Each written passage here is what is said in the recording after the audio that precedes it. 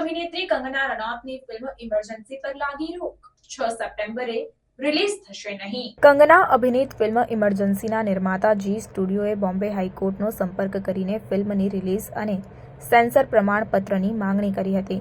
Justice BP આ અરજી પર બુધવાર 4 સપ્ટેમ્બરે સુનાવણી કરી હતી।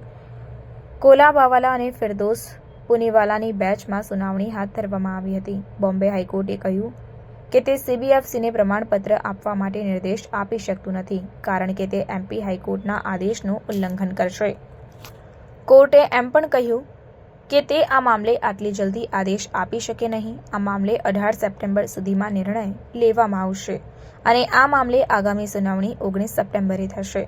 આવી સ્થિતિમાં કંગનાની ફિલ્મ ઇમરજન્સી 6 સપ્ટેમ્બરે રિલીઝ થશે નહીં।